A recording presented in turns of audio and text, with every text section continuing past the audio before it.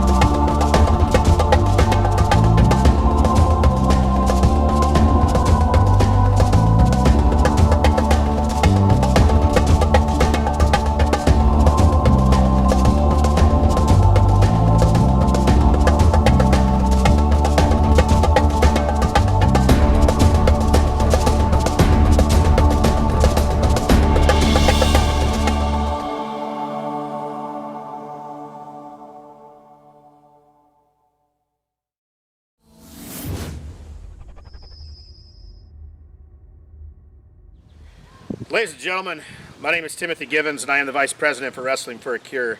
Today is the 27th of June, 2019, and I have a written statement, as you see right here, that I need to get out for the public. Again, as I said, my name is Timothy Givens, and I am the Vice President for Wrestling for a Cure. Wrestling for a Cure is a fundraising organization that raises money through events and full pro wrestling show in July. We are currently working on finishing up Season 3 as of this coming weekend. What we do here at Wrestling for a Cure is simple. We raise money through events and a show to help St. Jude Children's Research Hospital and try to put a dent into childhood cancer. Now, I've been in the indie scene since January of 2013. I've worked for many promotions in this area and around the Central Illinois scene. My partner and I, Jason Wilhite, who is the president for Wrestling for a Cure, have recently been dealing with some issues from an individual not from this area. That individual's name is Sean Hubbard. This person has went out of his way recently, since the fall of 2018, claiming that Wrestling for a Cure is false, that we're a fraud, and that we have never donated anything to St. Jude. This person named has gone out of his way to say that there wasn't any proof that we have donated Season 1 earnings of $10,787 to the hospital in Peoria, when we have photographic evidence from August 2nd, 2017, and a letter from our St. Jude representative. Sean has also come out and claims that we did not donate Season 2 earnings to the St. Jude Hospital in Memphis, which was $15,063, which was donated on August 6th, 2018. Photographic evidence and letters from the same St. Jude representative are also there as well. Now, I believe that Sean is mad at the fact that we have been able to donate just under $26,000 in 2 shows, and he's only been able to donate $3,000.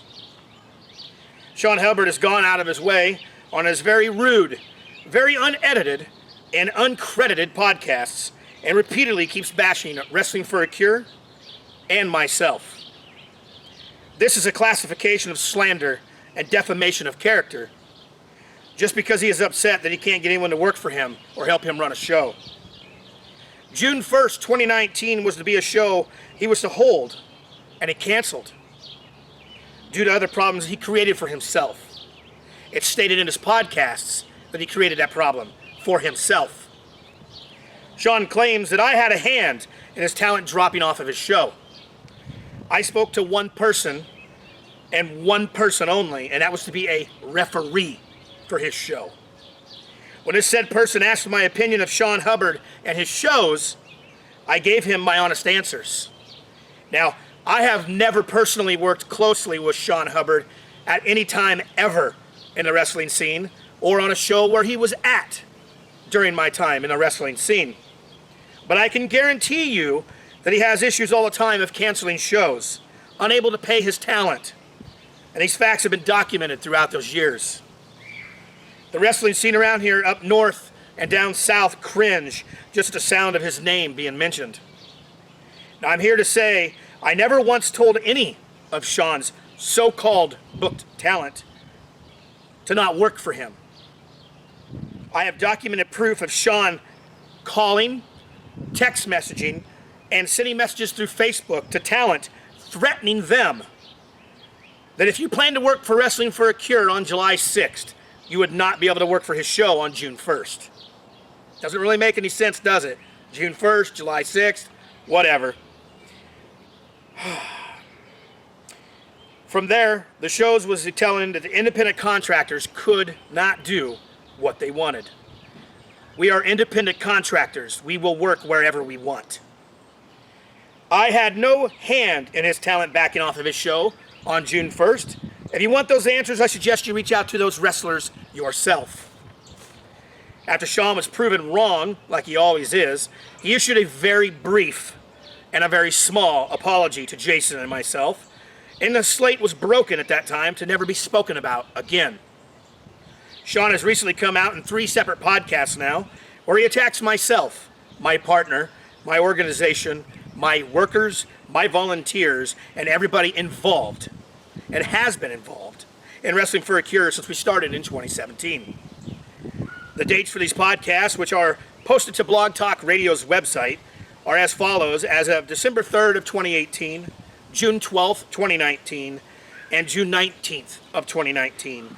During these 3 separate podcasts, he does the exact same thing as attacking myself, my partner, my organization, my workers, and everybody involved in Wrestling for a Cure since 2017. My partner, Jason Wilhite, and myself have sat down and listened closely to these podcasts and have had many notes needed along with the audio files, and we've decided to hand them over to our lawyers. We believe that with this motion and the way that Sean Hubbard keeps throwing shade at Wrestling for a Cure and the individuals involved are not only hurting the individuals personally, but can hurt the charity for making the proper amount of money that can be donated. We have 100% proof and legal proof from St. Jude itself and everything that we have had raised and donated. There's nothing stating against us except hearsay from a podcast that has done nothing for the business of pro wrestling in this area or any area close to us. This is the same podcast that has allowed a very credited MMA fighter to be called a child abuser and a child molester on his podcast, from an on-air caller and did nothing to kill the call and put the podcast without any editing done. Also, no apology was issued for the incident. We are in talks with our lawyers about filing 3 separate slander lawsuits against Sean Hubbard for slandering Jason, myself, and Wrestling for a Cure. We are in the process of filing a cease and desist letter for libelous and slanderous statements and defamation of character as well. Sean Hubbard, you can either come out publicly and make an apology to us personally, apologize to Wrestling for a Cure, the organization, and all of its workers involved, or these will be the final steps, which are mailed, sealed, and delivered. That is all I have to say. I am Timothy Givens for Wrestling for a Cure. Thank you. You're not even wearing a watch. That's a fake watch. I didn't say it was a watch. Then why are you pointing at it and going time? It's common sense. No, that's not. Maybe Sign language. That's an illusion. 7:30, Napier's time's over. It's the Illinois State 7 game. o'clock we were supposed to start the show, but it was 10 minutes late. Oh, wrestling, yay! What are you, Rex Gill or something? We're waiting for you to read the damn bell. Oh my gosh, he went there. Alrighty there. He invoked that one name that must not be invoked. I can't believe he said that. Here we go. Irish whip off right there, and a drop kick right there. Napier down. Here we go. But he rolls. He's a veteran. He rolls out to the outside. Veteran move. Napier's got several titles around his waist. He's got 2 of the CIPW title belts. What's he doing? It's not time for a break already. We just I don't think started. that's what he's gonna Well, do. it's hardcore rules. Tables, ladders, chairs, and whatever else you can find in this parking lot. He may use a car eventually. I mean, You know, I saw Chase Brooks actually have to wrestle on top of a car at one time. That was quite interesting. As he's wrapping Napier's head around that ring post right there. Ref leaning in to check just to make sure. do you know who this rep is? Name-wise, no. I do know that he's related to the ownership of CIPW. That's really all I know. I know he stepped into the Battle Royal, which Which building? he did wrestle in the Battle Royal later in the show. I did see that. There's a hard right hand right across the top of Napier's skull. And a kick. Oh, he knocked out his... Earring Yeah, now. it's an earring It's his of gauge. sorts. Okay, all right. Whatever the heck it is, he has pierced ears, and those make them much wider. Well, I mean, that's the size of, $50 in there.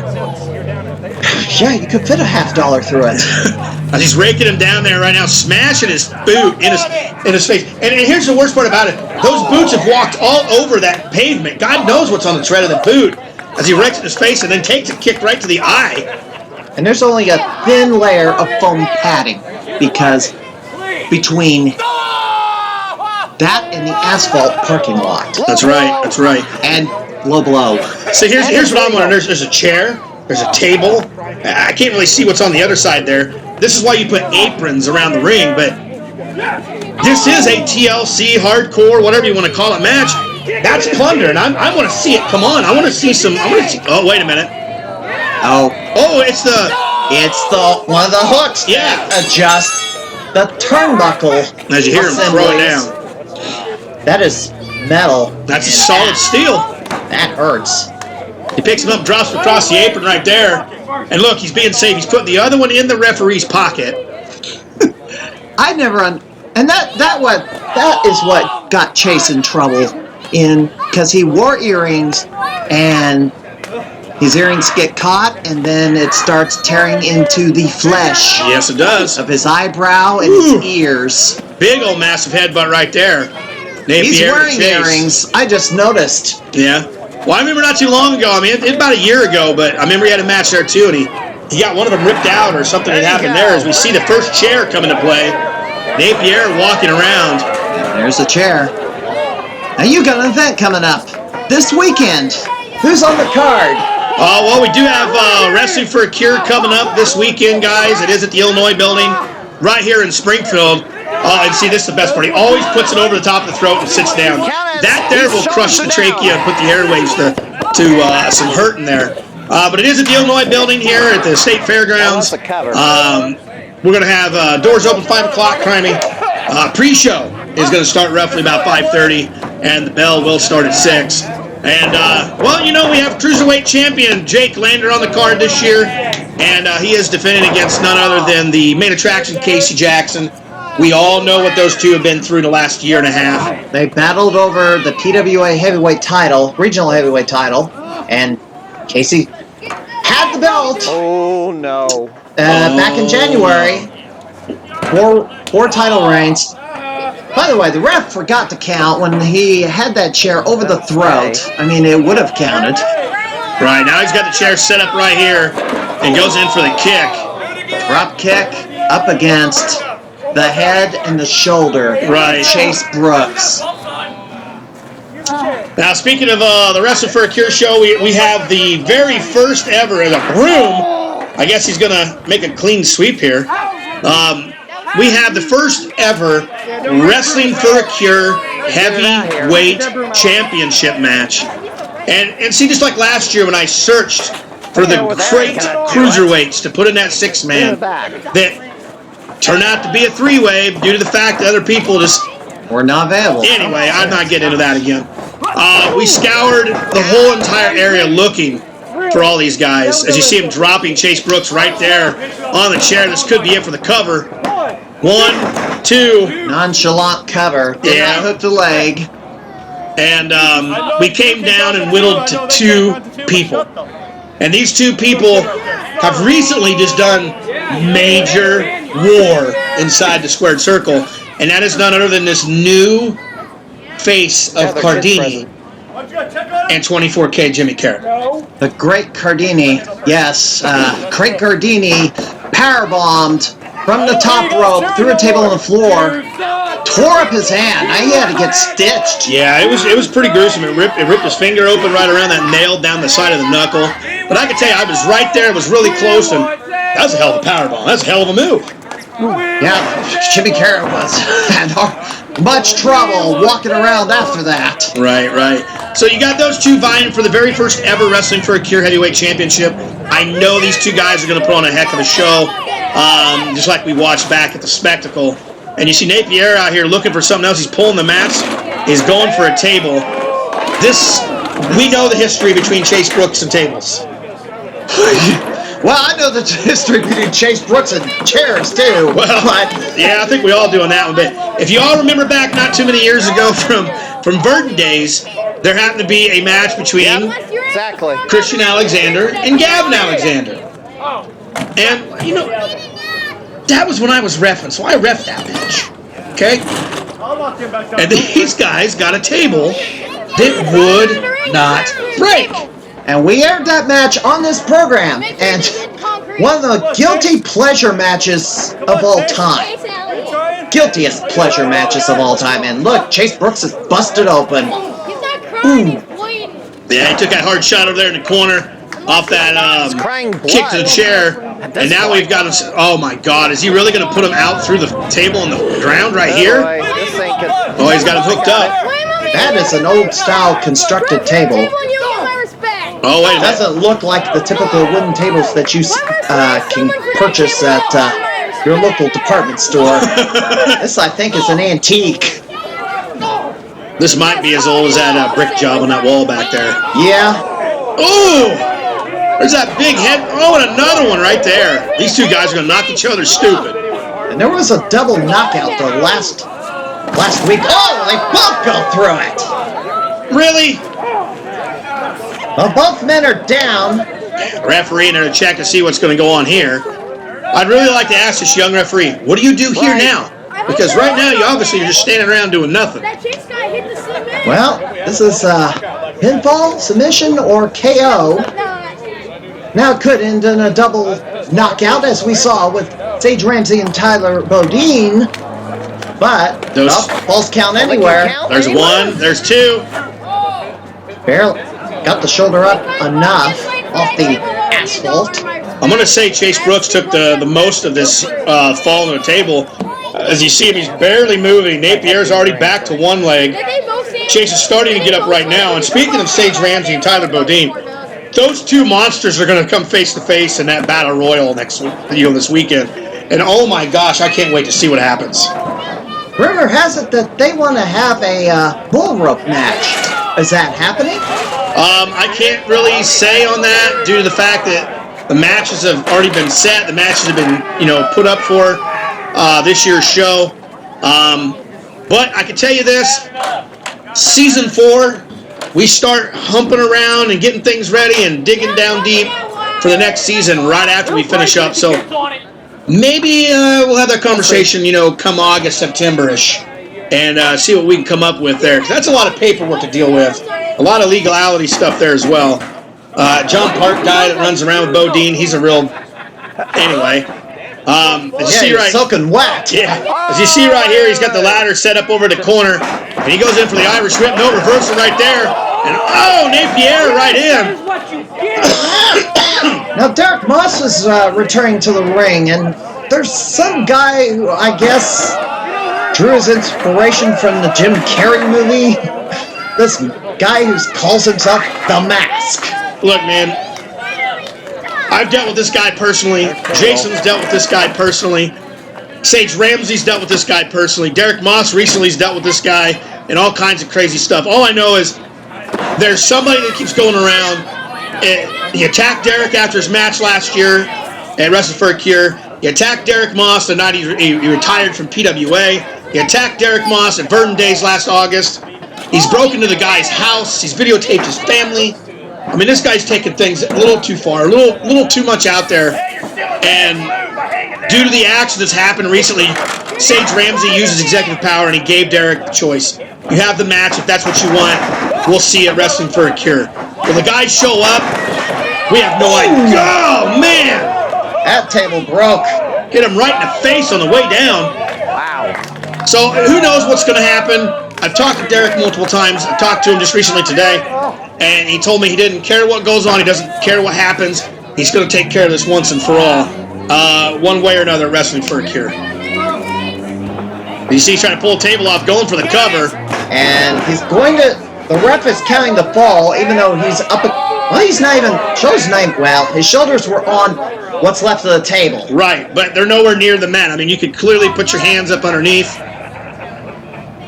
Yeah, you actually have to be on the ground and not, I guess he counted it because he was up against a flat object.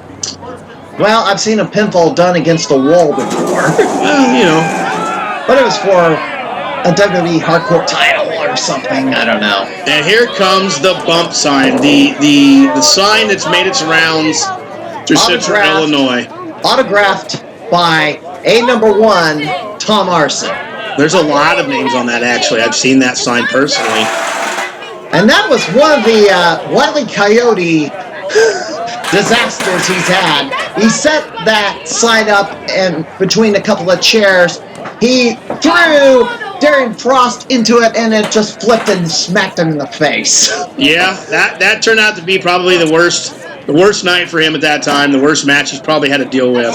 Well, second worst thing that happened to him that night, because cutting himself with the chair to lose the first blood match had to have been the absolute worst. As you see right here, it looks like he's going to that well again, setting up the bump sign in between the two chairs. That's how he set it up last time. Where oh, wait a minute! Ooh! And Napier takes the counter, throws in for the spine buster. Well, it didn't flip into his face. No, it sure didn't. He was smart enough to turn around and run the other way. There's a cover. 1, 2. And a kick out again. There's a battle royal. Now, Adrian Angel, I guess he's the owner of George Ranks? What yeah, he is. He's one of the owners of George Ranks. And he's working up on, I believe, his 3rd year in the Battle Royal for the Dusty Cameron Memorial Trophy. And when he jumped in the ring, I didn't know he was supposed to be in there. Well, it's an illegal entry by a fan, and then we'd have to call security and pull the guy out, but I don't know. Well, he leaned over to us and he looked, and he goes, there's a cover here, 1, 2, and Chase Brooks barely kicks out. Adrian Angel looked over and he told us, he's like, you think they're going to run a battle royal at my bar and I'm not going to be in it? And besides, I need to get warmed up for Wrestling for a Cure. So he went in there, he found the biggest guy, again, to have as his protector. Yeah. Unfortunately, that guy didn't make it very long in there to help him, and Adrian kind of got left to the wolves. Yeah, and he was going to wrestle with his glasses on. Yep. Or I took him from. There goes the bump side. And Napier, who has 2 different tag titles to his credit right now, plus the Illinois title, fetches another table. Well, that table right there, that one's a newer condition. Yeah, that one's... And less wear and tear.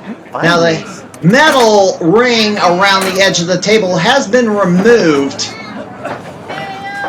because it's harder to break a table if that metal piece is still on, because that's the support to make that table firm and hold more weight. And here comes a ladder. Anytime you got a ladder, you got a table in there. This isn't going to look good. This isn't going to be good for anyone. Low blow. Low blow. And the thing about it is, it was right in front of the referee, but nothing could be done about it. No DQ. As he puts Napier into the ladder for the second time. That ladder is starting to buckle. And lays Napier down. Napier is on the table, but does he have him dazed and weary enough for him to stay there for as long as Chase Brooks is ascending the ladder, and he just shoves the ref over? Uh-oh. Wait a minute. He's got it picked up right there. Oh, and it didn't break again. Wow. Look at the legs. The legs gave out. That is the table. I am the table. Oh my gosh. Table 2, Chase Brooks 0. Oh man, here we go again. I am the table. Stands up again. That's a bunch There's of a cover. 1, 2, and 3. That's it. Crushed against the table twice. Calls for the bell, and Napier holds on to the Illinois title in CIPW. From my understanding, this was one of the 3 of the final matches for Chase Brooks. Yes. He did this show here. He will be at the Wrestling for a Cure show. He will be at the Springfield Sliders And Sunday the 7th. Take me out to the Raw Game 6. Association. Yep. Women's match, Harley versus Sierra. That's going to be a good match. I like the chemistry between those two. The biggest thing I like is, what about the #1 contender to the first ever Wrestling for a Cure champion? A 4-way between Mac Daddy Duds, Tyler Bodine, Victor Analog, and the first ever Justin K. Memorial winner, which was Stephen Bishop. I mean, it's another first. Mac Daddy Duds. I wonder if he's still... I wonder if he spent all the inheritance on the Oscar Mayer family fortune. There's Stephen Bishop, his tag team partner at CIPW. They're going to go out. CIPW Tag Champions, as CIPW is going on a long-term hiatus. They had shows scheduled in the fall. Those have been put on hiatus. I don't know if CIPW will run another event, but Napier showing good sportsmanship for Chase Brooks. That's right. With Chase Brooks. And Chase Brooks is going to have to, I guess, get multiple ice packs and soak in a nice cold bath. Well, that will do it for this edition of PWCI this week. I am the Mad Conservative Crime Fighter. Here's Timothy Gibbons. Later. Have a safe Independence Day, enjoy the fireworks, and have a good night, everybody.